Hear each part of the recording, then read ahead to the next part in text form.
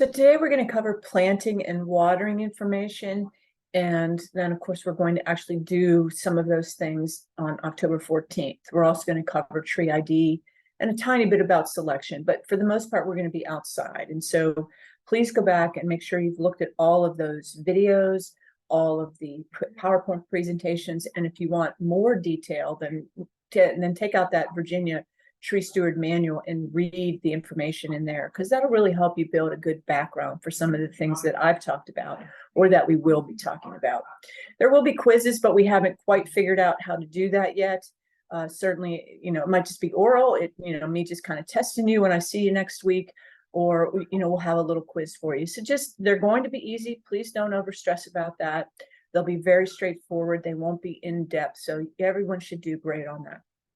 So certainly, if you're interested in any really specific questions about content, please contact me. You have my email address. If you're curious about the website, the web page, and how to access that, contact Dan and or Connie possibly. So we should have everything up to date. I think we've gotten all the bugs out of the system, which, as Dan said, any new undertaking often has little, hiccups and things that we have to get through. Excuse me. So without any further ado, we're going to start talking about tree planting, which is certainly one of the big things that you'll be doing as a volunteer. All right.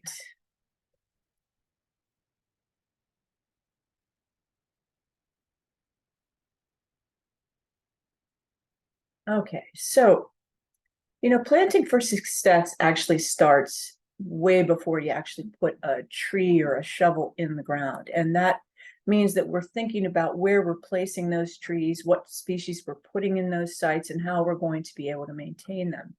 Certainly, we want to get as large a trees as possible in certain locations, because we know that they're going to provide potentially the greatest benefits to that urban or suburban community.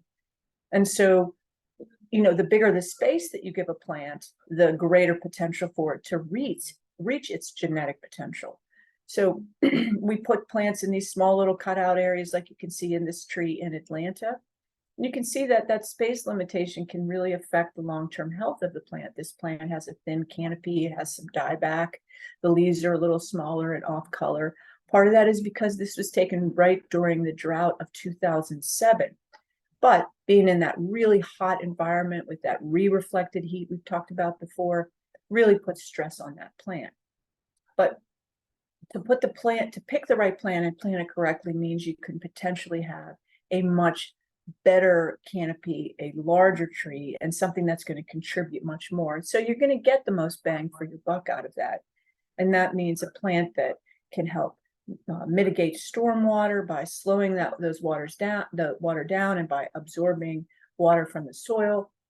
They're going to store and sequester much more carbon, and they're certainly going to mitigate those urban and suburban temperatures by providing shading. And there's a lot of other great benefits that we know trees produce, but it's these larger trees that tend to give you the most bang, as I said, for your buck. So when we talk about longevity, of course, we've got to get them through that establishment period.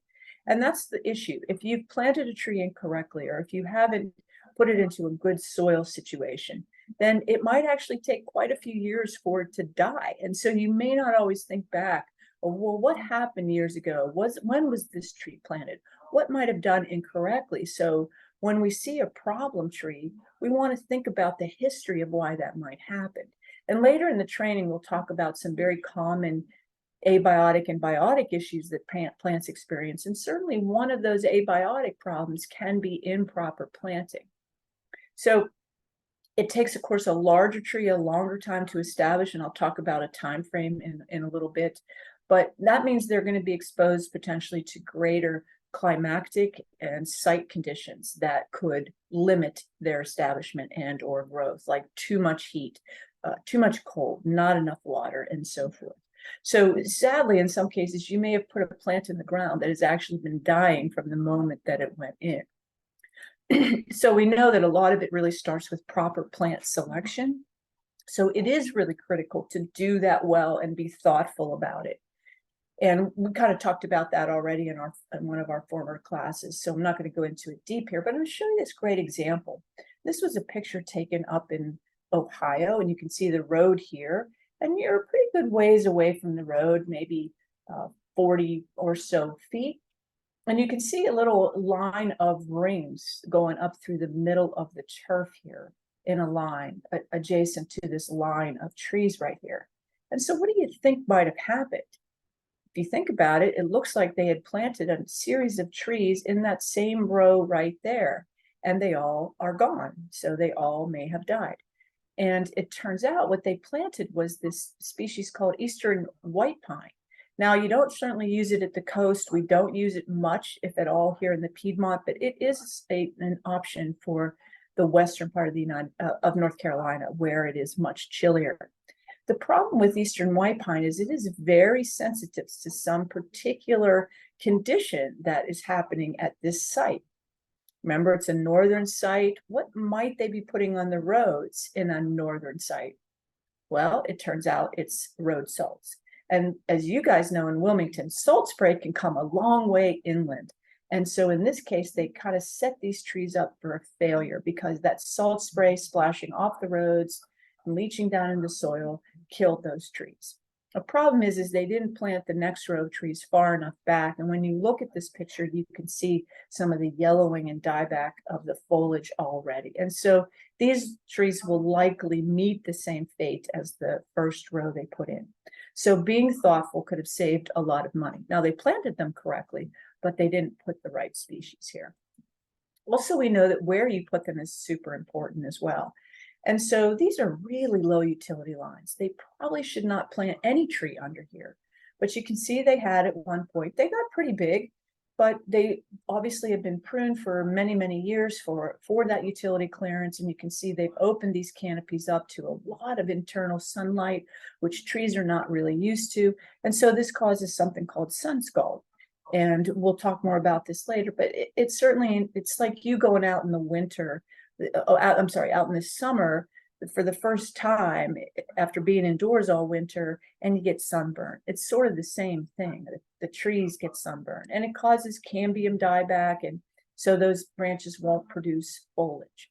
But certainly this looks terrible, and you could have just avoided that by not putting trees underneath there. So putting them in the right place and knowing where there are places that maybe we should not put them is really important.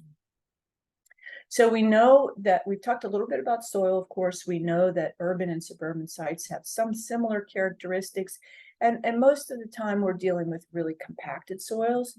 And compaction is one of the #1 causes of tree stress and death. There's often no topsoil like you see in this site. This is probably also a brown site. It's in downtown Chicago. And the trees planted here and I should say were bald cypress. So they should still have foliage on them because this is in the middle of summer. But you can imagine the quality of that soil there, if you can even really call it soil. So, most of these urban and suburban soils might be lacking in organic matter. They might be mostly subsoil. If there's no organic matter and no microorganisms, you have definitely a lack of fertility. You might also have contaminants, as you might have in this brown site. And certainly you have an altered movement of water and oxygen through that soil system and potentially really poor drainage. So what can we do to affect that? Because before we put things in the ground, we really need to think about the soil and preparing that site so that our plantings will be successful. This is true even if you do, vegetable gardens, right? So this is just something on a much bigger scale. So I hear a lot of people talking about clay being bad soil or sandy soil being bad soil. And I like to try to get away from calling a certain type of soil good or bad. It kind of stuck with what we've got, right? And so what can we do to help improve the quality of that soil? And so how can we, as I kind of tongue in cheek here, say, how can we make them behave how we want it to behave? Well, certainly one of the things we can do is we can do amendments. And so an organic amendment like compost would be great for either a clay type soil or a sandy soil, because you're going to improve the aggregation and the moisture and nutrient holding capacity of either of those soils, just depending on what you add, how much you add, and what your goal really is for amending. And so in particular, if you're working in a compacted site or a site that's mostly subsoil, like if you have a new house and a new development, then you're going to have compacted soils. And so what can we do to help mitigate that? And typically that's going to be adding some compost or organic matter to that soil system. And so what we're looking to do is improve the entire rooting area, so that you get better movement of water and nutrients through there. And of course, so the roots can move through that system fairly easily. A plant that has a good established root system and has a good rhizosphere, if you remember that term, where the microorganisms and roots are kind of all working together, they're better able to fight disease, and you're going to have all those beneficial organisms. And so one of the ways, of course, to do that is add as a compost, as I said. You're not going to alter the texture, however, unless you add 50% by volume of whatever amendment you might be adding. And in most cases, we're not trying to do that. We're just trying to improve the structure of whatever textural soil we have. So one great way to do that, even with established trees, and I'll explain that in a second, which both these pictures depict, is using an air spade. So an air spade, you can see how they kind of do this radial trenching, and this larger one, they're also doing circular trenching around it, and they're fluffing up that soil. And so they're incorporating organic matter into that soil, so it gets down a little deeper. It helps loosen compacted soil. And I mean, you could certainly do this in order to plant a tree, but we just don't typically do that. We typically till large areas, and that's perfectly fine to do it that way. Just understanding they're just different tools and different ways of approaching it. But I just wanted to show you what an air spade tool is. And this is attached, you can't see the hose is attached to a very large air compressor, like one that they use to operate a jackhammer. So pretty significant. You have to tow it behind a truck. So we understand why we amend. If you garden, at all, and you vegetable gardens or flower gardens, that you often have to amend those soils to get what you want and to maximize production. So we typically, the age-old method typically was take a couple of inches of organic matter, spread it across the entire area, and till it in as deeply as you can, as you see in this picture. Problem is you're not getting it very deep with most of our tillers, right? That tiller is probably only going down about 6 or so inches. But what we hope to achieve is that you're going to reduce the bulk density. In other words, you're going to reduce the compaction level of the soil. You're also going to increase the movement of water and oxygen through that system. You're going to have greater porosity. And hydraulic conductivity just simply means the rate of movement through the water. So you're hoping to improve that to some degree. We don't want it too fast like you would have in sandy soils. And that's why we can add organic matter to those sandy soils to improve that. You'll hear me, by the way, use the terms compost and organic matter interchangeably. They're not exactly the same because organic matter does often need to be composted before you're adding it to that system. So what you can expect, and all this is based on research, what you can expect from the plant, if you amend the entire bed or if you create raised beds, you're going to get better root and shoot growth. You're going to increase the caliper, or this, the diameter of the stem of the plant, and you're going to obviously get more growth above and below ground. So that's the point of adding compost to these areas, particularly very poor structured or compacted urban and suburban soil sites. So the second methodology, and each of these, I'm going to show you 3 methods. The first one is the least expensive. This is the second most, and the last one will be the most expensive. And you'll see why as you read about what we're doing in those situations. So there's this physically fracturing of the soil and then adding organic matter. And so what you do is you spread about 4 to 7 inches. I prefer staying around the 4 to 5 inch level, because I think if you start adding too much, you get up in that 7-inch and above, you're adding too much organic matter. And you say, well, how can you have too much organic matter? Well, think about peat soils, right? Those are very high in organic matter. They don't grow a lot of different types of plants. They tend to be very acidic. They tend to be very poorly drained. Remember, organic matter is hydrophobic. It doesn't like water. And so it takes a lot to get it wet. So once it stays wet, it's wet, it stays wet for a long time. And that's the same thing when it gets dry. it stays dry a long time. And so what happens to those fibrous roots of plants is, as it gets really wet, those fibrous roots begin to die. And as it dries out, they'll rebuild. And then if it gets too dry, they die back again. And so that steals a lot of energy from the plant, that cyclical nature of losing those little fibrous roots, which are the primary roots in taking up nutrients and water. And so you can have too much of a good thing, right? It's the same thing with fertilization. You add too much fertilizer, it doesn't do the plants any good, and it's often damaging to the environment and lost into the water table. So the second thing we kind of do here is you put that organic matter down, and you don't till it in this case. You use a big bucket on an excavator of some kind, and that can get pretty far down, a couple of feet or more, and you scoop it up and you kind of just drop it. And so what that does is it mixes the organic matter in with the soil a little bit better than if you were trying to till it. And it helps to create aggregates. Tilling can actually destroy aggregation. So this kind of helps break things up, but still hold it together enough that you've got good aggregation. And so it reduces compaction, again, the bulk density. It increases the storage of carbon because you're getting that organic matter down in there. So it won't be as impacted by the surface chemistry and things like that. And again, better aggregate stability and movement of water and nutrient through those systems. Now, this is the article that was written in, but if you read it, you'll find that it doesn't necessarily give you information about how the plants did in the study, but you have to presume that they're doing better because the soil is more productive. And so you would suspect the plants would be more productive as well. And so this is the most expensive option here. And it kind of just, the whole idea is that you're trying to recreate a natural profile system of a soil. And we know we don't have those in urban areas. So it doesn't take us very long to destroy a soil, but it certainly does take many millions of years for one to be created. So we're trying to mimic that and understanding that we're not going to achieve the same thing that Mother Nature would on her own, so to speak.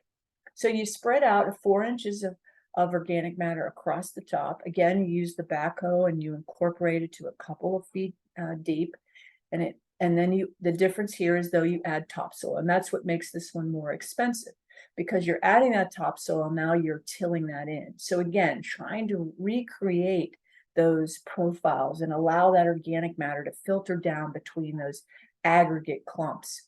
And so you're essentially kind of putting the soil components where they would be if the soil hadn't been disturbed. And we know it takes a very long time to do that. And certainly one of the most important final steps is actually planting in it and planting trees, of course, because that's what we're all interested in, right? So it does take many, many years for that to work well. And so we have a site we tried a few years ago at the Urban Forestry Conference in Durham. And so we'll see how that works over time. It was a pretty poor site. The trees and grass weren't doing well. And so hopefully what they've done there now will help improve that.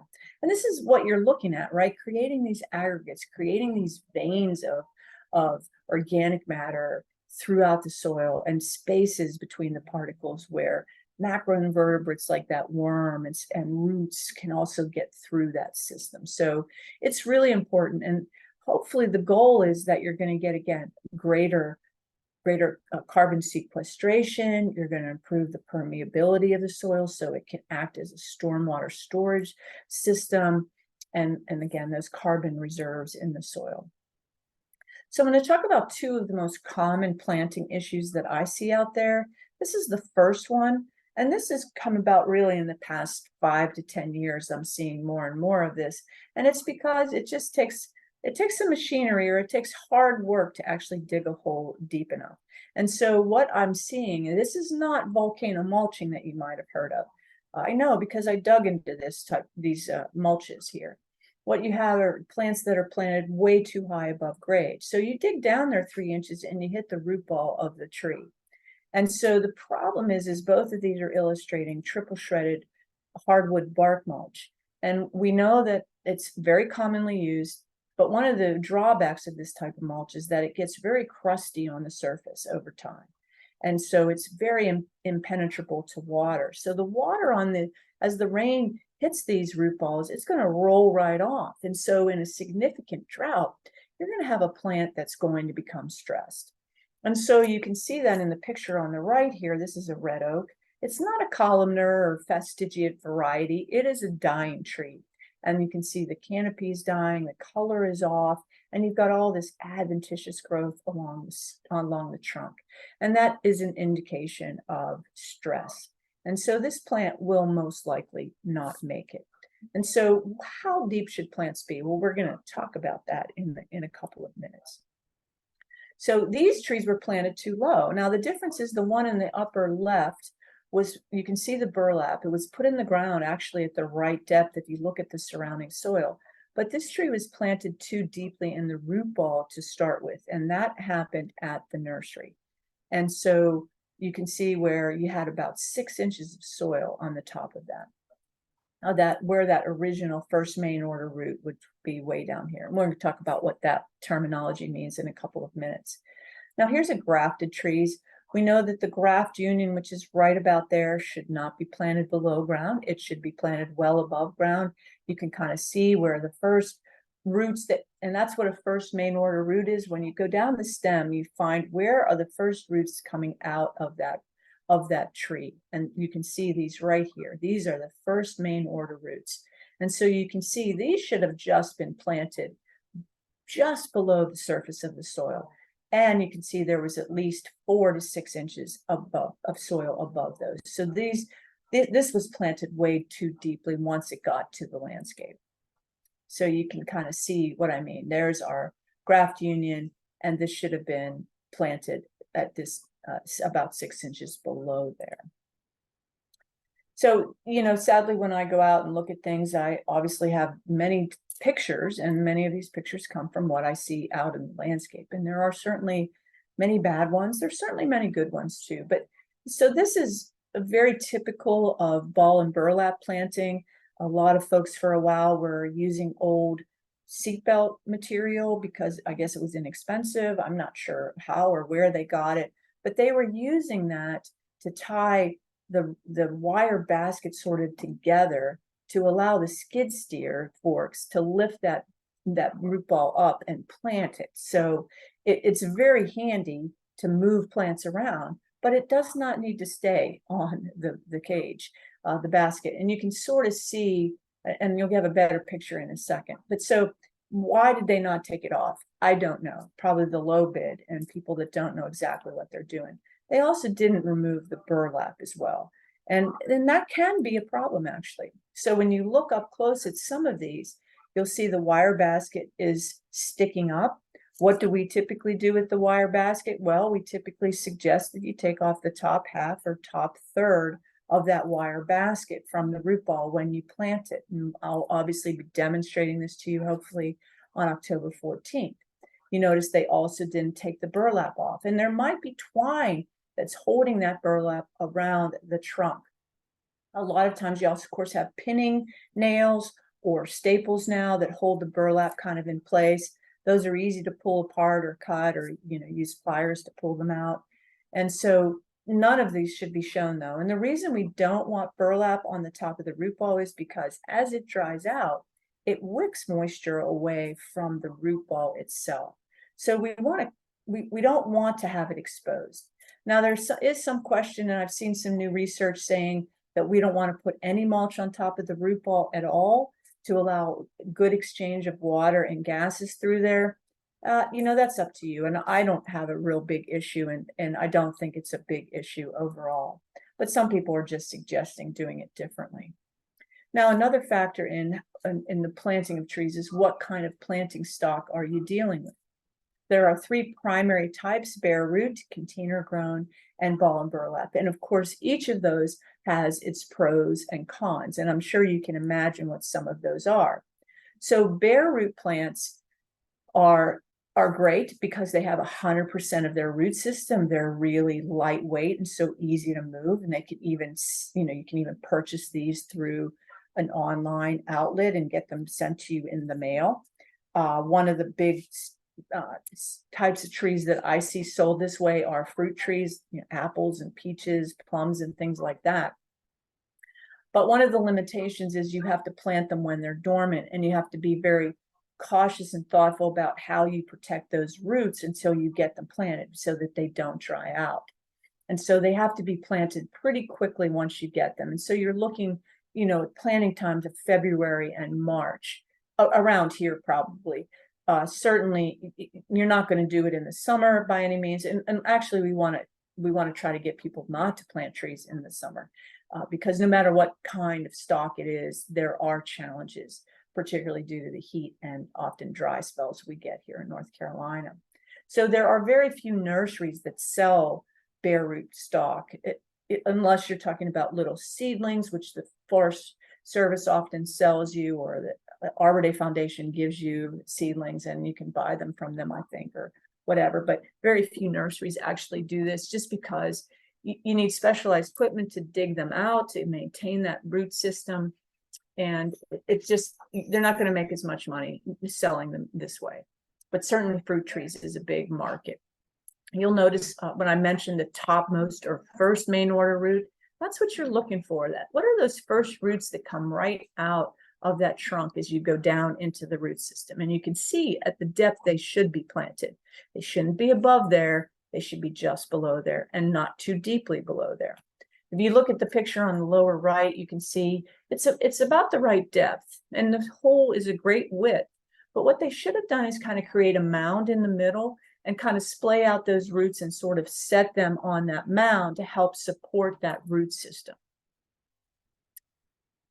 Ball and burlap and container grown stock. Of course, the ball and burlap is dug in a field nursery with a skid steer with a tree spade attached to the front. And these guys are really good at this. So they'll line out just hundreds of baskets with burlap in them. Excuse me, one guy will operate the skid steer, they'll dig it up, they'll put it in the wire basket. Another couple of guys will come along and wrap up the burlap, pin it, staple it, pull the basket together with twine, and they're on their way, right? And somebody else will come in and haul them out of the nursery. The one challenge is, of course, that you have lost quite a bit of the root system. Even if they do root pruning in the field every couple of years or every year, maybe a couple of years out before they decide to harvest, they'll go in and use the tree spade to cut a root system and then come back and do it. And so you get good new root growth in that root ball. And despite that, you're still losing the vast majority of your root system. So transportation is an issue, because imagine about a 2 or 3 inch caliper root ball is probably 200 or 300 pounds at least. So very heavy. And of course, you're moving soil all over the place, and the nursery's losing soil over time as well. Now, the advantage is, of course, that you can plant these over a longer period of time. And again, we try to get people not to plant during the summer, but you can certainly plant in the spring and in fall. And you often hear fall is for planting. Many communities will do both. It just depends on their scheduling. But certainly it's a great opportunity. You can get very large plant material this way. I mean, I just saw some 8-inch caliper trees that were planted recently in Cary. And caliper is measured about 6 inches above the root ball. Unless they're over 6 inches, then it's 12. But it doesn't matter. It's measured at the base. And so an 8-inch caliper tree is about this big in diameter. And so that's quite large. They were about 25 feet tall as well. So big trees, you need big equipment to move them, and you need to expect that an 8-inch caliper tree would take at least 8, if not 10 years, probably to become reestablished in its new home. So, but the other benefit is too, you can use a lot of different species that way. Lots of different plants, including shrubs, can be sold ball and burlap. The other method is container grown stock, and that one does also have 100% of its roots like the bare root. But the one challenge is, as you can see in this picture, they might often be root bound, which means they have circling roots on the outside of the root ball, but they also may have trunk girdling roots on the inside that you can't see. Ball and burlap could also have those too. But so we're going to talk about how do you manage that once you buy one of these trees and put them in the ground. The other thing to keep in mind is that you can get fairly large trees container grown as well. just takes equipment to move them around and plant them. And you can plant these almost any time of the year as well. And you can plant in the summer as long as you're going to irrigate, but we still are trying to get people that are doing big projects away from planting a lot of stuff in the heat of the summer here. It's just not really, it doesn't make a lot of good common sense. But the one other challenge you have with container grown plants is that they're grown in soilless media. And here it's mostly pine bark fines. So pine bark of many different sizes. Some might be peat, although we're trying to get away from peat because of the destruction of the peat bogs and the loss of that resource. And so some growers may put a little sand in there. They might also mix in some slow release fertilizer. It really just depends on what they're growing and how they're growing it. Most of the time it'll be pine bark substrate, and then they'll sprinkle a slow release fertilizer over the top of the pot. And so because it's soilless media, because it's bark, they dry out much faster than a ball and burlap plant might dry out. And so they're going to dry out sooner than the surrounding soil in that hole. So you want to keep that in mind. This is on a field trip we took to some nurseries. We were having a good time, but you can see how big a container plant you can actually get. So the planting hole, and I'm sure many of you have heard of this, especially if you're former master gardeners, if you've been planting trees for a long time. We want the sides of the hole to slope, so it looks like a shallow saucer in a way, and that's going to allow the roots to grow out into the good soil and then out into the other soil a little bit easier. It's going to allow greater water infiltration in and around the root ball. And we say want them to be about 2 to 3 times the size of the root ball itself. And that's really important. Now, a lot of people will tell you it should be 3 or more times the root ball size if the soil is very poorly draining. My suggestion is not to do that. You can make it 2 to 3 times, but build a mound at the base of the hole. And I have a link to a video I've made, and you'll see we made a mound in the bottom of that hole. You still want to think about the right depth of that, so you might have to dig down deeper and build that mound to get it at the right depth. But you kind of compact that mound and set the root ball on there so that it doesn't sink. And that allows you kind of creating a little moat down there at the bottom of the root ball to allow water to accumulate down there if need be. And that's in a poorly drained site. So how deep should the hole be? Well, it's really based on what the true depth of the root ball is. And I'm going to show you what I mean by that. And this is the terminology I've been using: the first main order root, or that first lateral root you encounter when you move down the stem. So you can see this picture in the top left, that's a great size hole. It's twice 2 to 3 times the diameter of that root ball. It looks like it might be at the right depth. I don't know, because I can't see the top of the root ball. I don't know where the first main order root is. I do know that from this picture, though, you can see all this loose soil at the bottom of the hole. I'm hoping that's not underneath the root ball, because we don't want that. You do not want to chop up and loosen the soil at the bottom of the root ball, the hole. You want to make sure it's compacted so you don't get sinkage, especially when you're talking a really big ball and burlap plant. They're really heavy. So I love this picture. This is a demo I did in Pitt County a number of years ago. You can see it's a pretty darn big hole. You could fit a few people in there if you wanted to have a little dance party. And so you can see, of course, some of the guys, you look at this guy over here near the cone, he looks like he just couldn't care less about being there, and he's actually kind of angry. Well, I did have to get some of these guys to fix the hole for me, because when I got there, it wasn't big enough. Now, it's not bad digging. Look at that. That's some nice sandy soil down there. And so it was really quite easy to dig. So we rolled our root ball in there. And I already showed you a picture earlier of what we had to do to manage that root ball. And I'm going to show you this coming up. Please excuse me.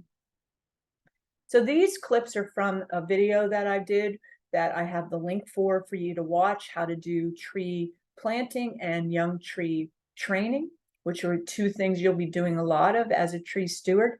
So the first thing I'm doing is I'm looking for that first main order root. And you can use a screwdriver, flat-headed. You can even use a Phillips, or you can use what I have here. You can't really see very well. It's called a survey pin. It has a round head to it, a long straight sharp tip on the end. It's heavy duty metal, and so I'm taking that and kind of jabbing it down in through that root ball, and I'm looking for that first main order root. In the top right picture, I'm showing you. It's blurry, but watch the video. You'll see that there's about 3 to 4 inches of soil on top of that root ball. And so what that means is we know that the depth that I want to plant it is actually going to be from this arrow down. That's the true depth that hole needs to be to accommodate for the fact that the first main order roots are this deep in the root ball. Now, if you're talking 3 inches or so, it's not a big deal.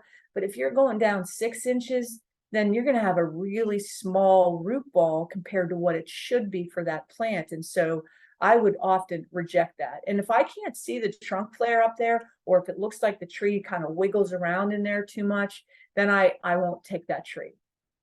Because we're paying a lot of money for trees, so we want to make sure we get good quality ones.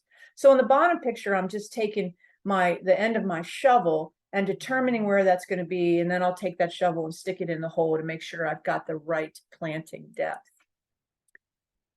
So when it comes to planting container grown plants, we are going to have to manage those root balls a little differently. And so in this case, we'll do what we call root pruning of sorts. And so we take that root ball, and you can put it in the ground, you can do it on the surface, it just tends to be a little less stable. You put it in the ground, you don't have to fill the hole all the way up, you can fill it halfway, but you can see what he's doing here. He's got it's a fairly long shovel. It has a rounded end, and you have to make sure that you keep that end very sharp because you're using that essentially to cut these roots. And so what he's doing is on the outside of the root ball all the way around, he's shaving off a couple of inches of the roots. Then he goes and he starts doing what we call this butterflying sort of, or he's doing radial slicing. And you're going to go as close as you can into that trunk without damaging it, because that's where those trunk girdling roots would be located. And so you'll see he goes all the way around that root ball, creating kind of these radial cuts. All right, and so, excuse me, that's just, I've talked to people and they always say, well, why do I want to do that? That takes too long. It'll take me forever to plant these trees.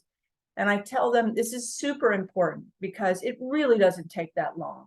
You're talking about 5 minutes. And I understand that's 50 minutes if you have a lot of trees.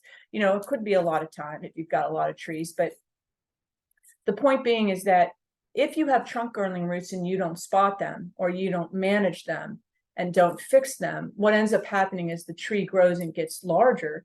Those trunk girdling roots will cut off the movement of water and nutrients up through the plant, and cut off the sugars and starches that are going down into the root system. Plus, a significant enough girdling root can actually cause that tree to become unstable and to break off at that root. And I've seen it with large trees happen, and that can hurt somebody or kill somebody or cause damage. So it's really important to take the time to get rid of those to manage that root ball like this, because not every grower is created equal, and you might have some that don't do any root pruning.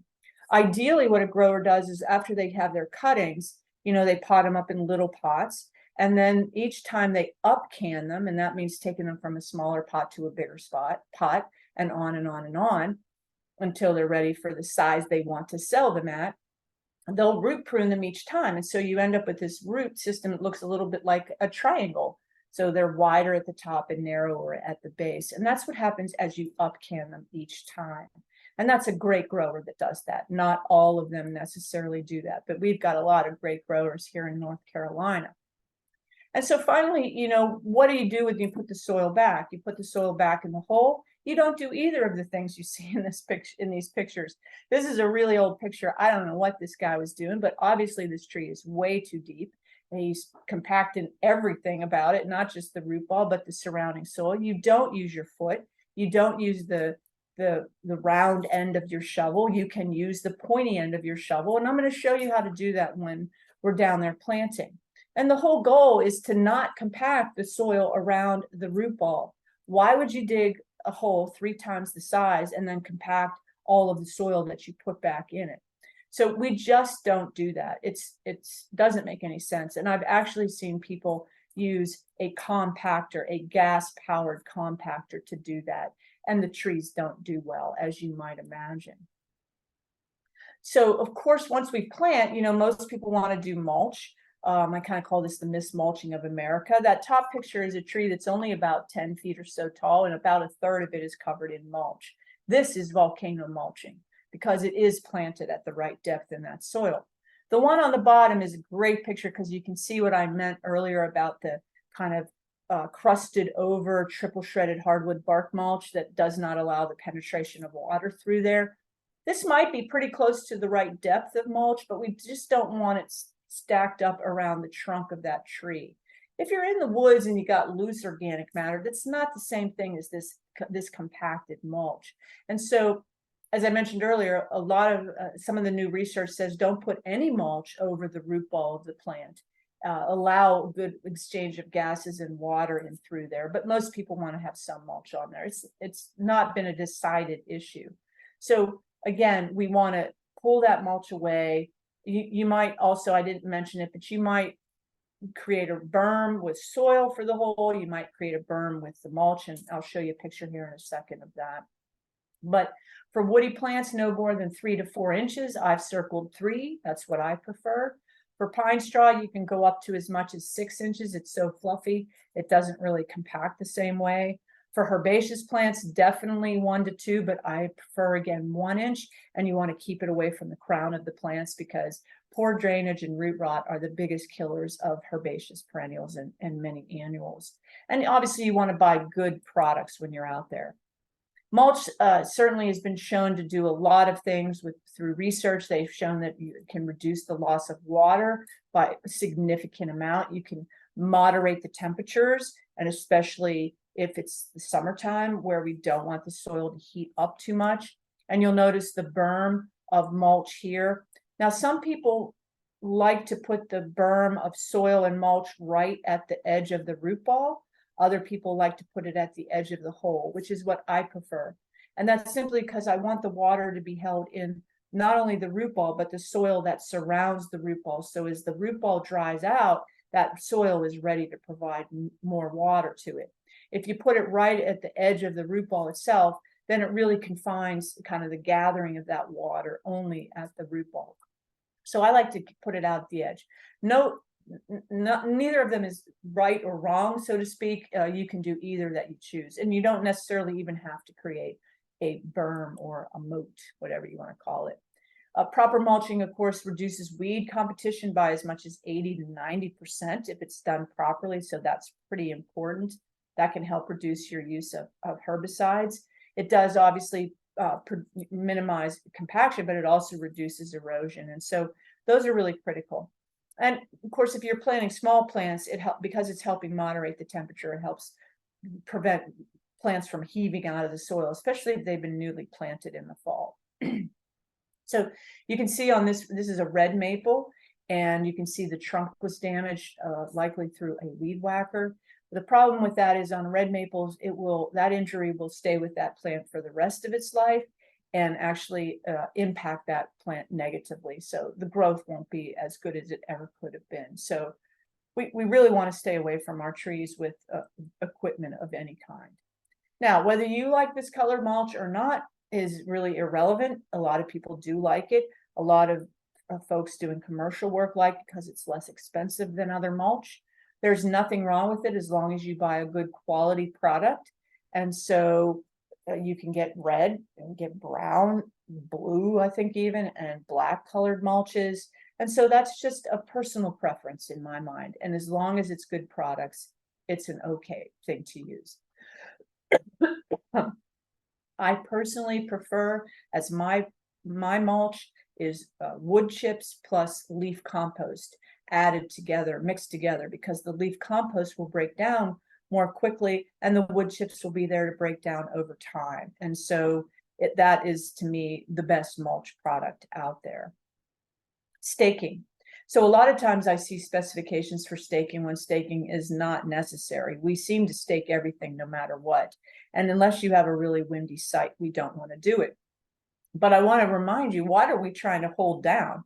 We're not trying to hold down the tree like they're doing here. And I don't know where they thought that tree was going, that they had to really, really wrap that baby up tight. They did at least use a watering bag, which is great. But we want to hold down the root ball itself, not the top of the tree. We want the top of the tree to be able to move with the wind. So that's what's really important. So of course, you put wire into hoses and you stake trees and you forget to come back in a timely manner to take them off, and this is what happens. Or the wire girdles the tree and breaks it off. So yeah, these are pictures. This picture on the right is a Chinese pistache, and while you see that bend in it, that's not the end of the world. This tree actually grows quite quickly and will grow out of that in no time. You won't see that, but the staking is not very good. The only good thing about the staking is at least it's in the mulched area, so it won't impact the turf grass. And so you'll oftentimes see staking where you have the straps going up to the top of the branches of the tree and then down into the turf. And that's fine. The problem is that it will cause issues when you're trying to mow around it. So here's a tree on the left. Of course, this is one that I would have said you need to take back, put that on the truck. I don't want it. And if it was damaged in transport, I don't care, but I'm certainly not going to buy and pay for a tree like that, because that damage will always be with that tree. And even though it's closing that wound over, doesn't mean it's not going to still be affected. And you're paying for the trees, so let's pay for high quality trees. And that's one of the ones I talked about earlier, where you got the burlap still showing, you see the seat belts, and you can see this tree looks like it almost goes straight down into the ground. So I'm suspecting it was planted a little too deeply. So Dr. Ed Gilman out of the University of Florida is just a cool guy. He's retired now, but he had done a lot of research on pruning and planting techniques. And this comes from his work. And one of the methods that I typically recommend now is D. And so if we look at that up close, you have 4 downward spikes, so they have to be sharpened. These are all untreated wood because we want them to biodegrade as quickly as possible. We use drywall screws so that they will also biodegrade very quickly. But you could do 1 cross piece as well. But again, you're holding down the root ball, which is what you want to do. If you only use 2 cross piece, 2 down and 1 cross piece, you might do a diagonal to kind of get it to hold that root ball down. You can do it with ball and burlap or container grown trees. And you kind of pound these down into the ground, you screw them together, and then you pound them a couple more times to kind of solidify the whole union. I would have come back and cut these top pieces off flush to the cross pieces.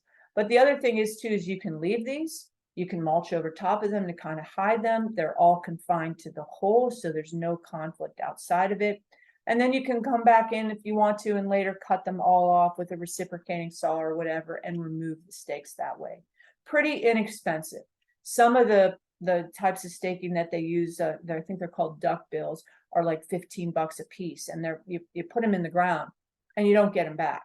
So pretty expensive compared to this methodology. Tree wrap, lots of questions about tree wrap. That's this brown stuff here at the top.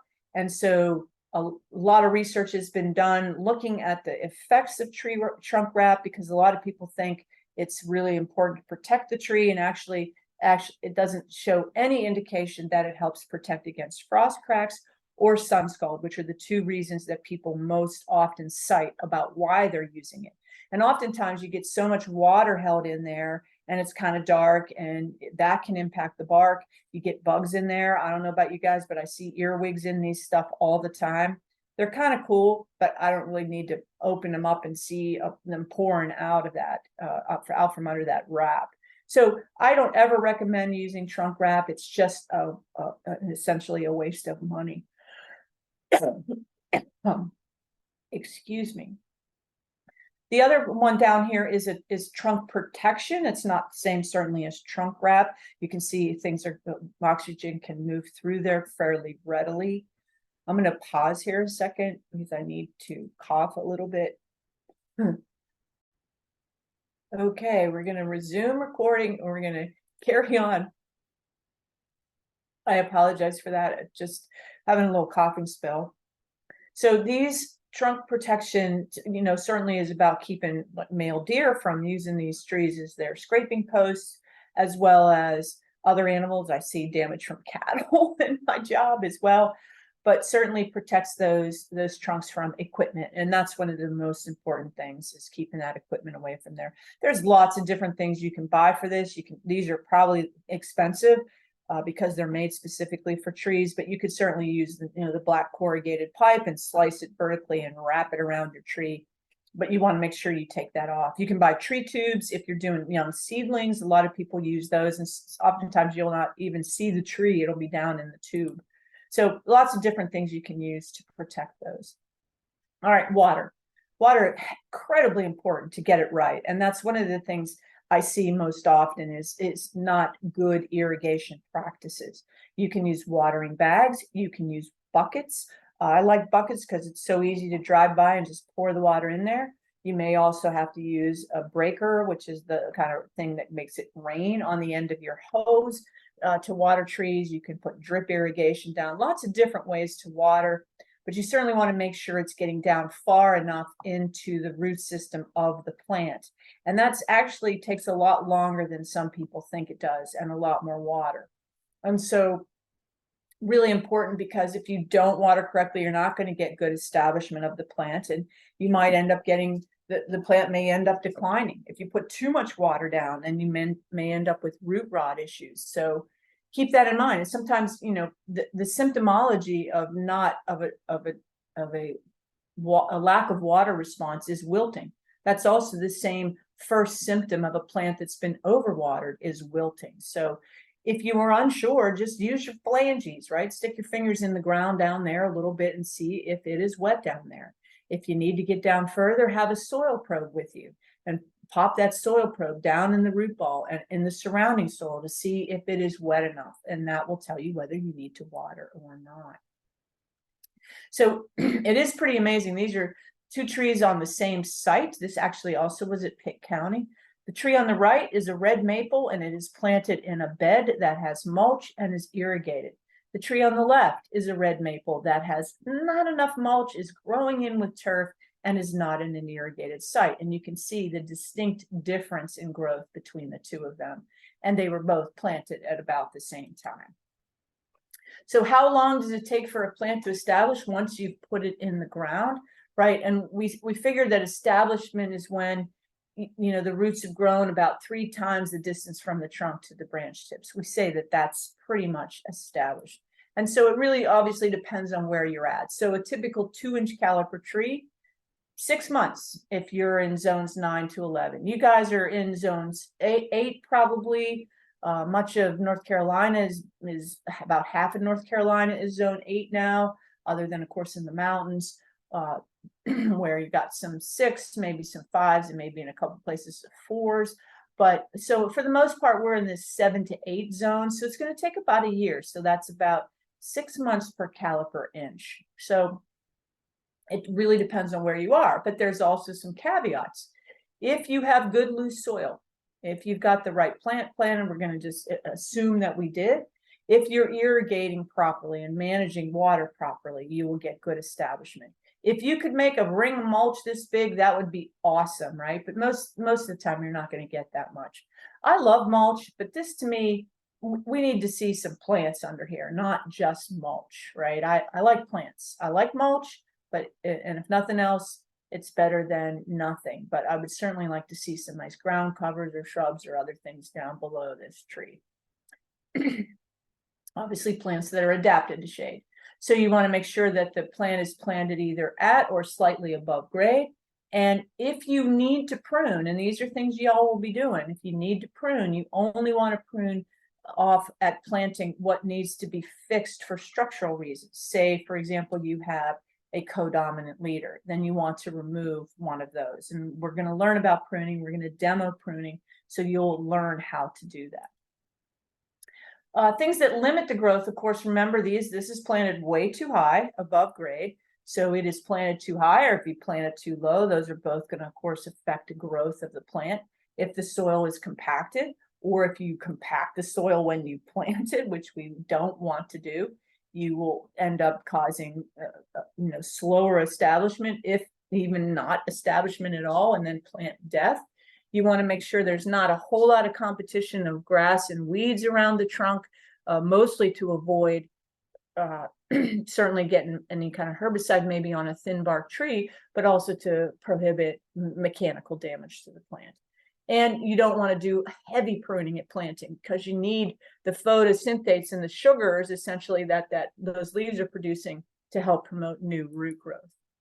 And again, these are all based on research, and this tells you that these things have had little or no effect, right? And so adding organic matter, as I said, just to a single planting hole, adding it to the backfill does absolutely nothing to help establish that plant. Now, it doesn't hurt anything if you want to do it, but it's not been shown to help.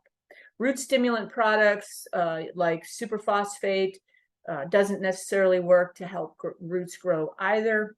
Fertilizing at planting, certainly not, because you're trying to develop these new fibrous roots, and if you put too much fertilizer down, remember fertilizers are salts, it can end up killing those nice young fibrous roots. Adding mycorrhizae spores. Mycorrhizae are what we call a fungal root association. They grow together with roots. All species of plants pretty much have a mycorrhizae that they associate with, but certainly you don't necessarily need to add them in order to get good root growth. Hopefully, if you've got a good soil condition, you're going to have mycorrhizae present in that. Water absorbing gels. I've seen research on both sides of this, but by far the majority of research shows that adding these water absorbing gels does not really help with establishment of plants, and it's expensive. Now, if you're buying potting soil, for big containers, and you're putting in annuals, or even if you put a shrub or something in a pot and that you're growing in soilless potting soil, you can't, they often do add water absorbing gels to help minimize the amount of times that you have to irrigate those pots. So speaking of irrigation, I already kind of talked about this, but to go a little deeper in this, and this is where we get the success of our plantings and what you need to know. Looking at the size of the trees, obviously, you're probably going to be dealing mostly in this range, about the 2 to 4 inch caliper trees, which are about 15 to 25 gallon containers as a comparison. You're going to want to put about 10 to 25 gallons of water on that particular size plant. And in other words, you might be watering 5 to 10 minutes. And so one quick way, to find out how much water is your hose producing, right, is to collect it, time it, collect it in a bucket, and then how long you might have to water something. So how frequently, this gets a little trickier, right, because we also want to factor when it rains. So we don't necessarily need to irrigate when it rains. We also need to be really sensitive to the seasons. So you're typically going to be watering about 2 times a week during the first growing season and the second growing season oftentimes, and then maybe once a week as needed after that. And that, again, that gets tricky. But notice as you get into the bigger size plants, obviously more water, more time to water, and more frequent watering potentially. How do you apply it? Here's our breaker on a hose, right? It's always nice to also have a shutoff valve right there. You can see watering that. And as I said, it takes a lot longer than you think, right? And you don't want to put it on full blast. You want to make sure you're putting it down and you're allowing it to soak in, and then you're watering again and allowing it to soak in. And you just kind of taking your time. And so you guys might be using a pump, a system like this that's pump driven from the back of a truck, or a gator or something like that you're driving through town and watering with. Maybe you'll have buckets. I don't know the methodology y'all be using. You probably will not have soaker hoses, because I don't know where the trees will be planted. If they're street trees, you're not going to have most likely any irrigation, and certainly not soaker hoses. Watering bags, I already showed you one type, the big tall green ones. There are also these lower, this lower flatter donut type, but that's the one drawback of these gator bags, is you have to get out, you have to open up the bag, and then you have to hook the hose in there. It's much easier in my mind to use buckets. And look they have these great buckets. They're probably got education on the side of the buckets, a couple of 10 penny nail holes in the bottom, and you're golden. If this was a little bit larger tree, I would say you would need 2 buckets just to make sure. And you want to move them around a little bit. But of course, people like to steal stuff. I hate to say it, but that sometimes happens. And but they'll find that these buckets don't work very well for most things because they have holes in the bottom of them, right? So kind of the bottom line, pulling it all together, is you want to be thoughtful about what plants you're putting in there. What is the texture of your soil? Understanding, can you adjust the structure of the soil type that you have? How big should your hole be? 2 to 3 times the diameter, but certainly the right depth for whatever your root ball is.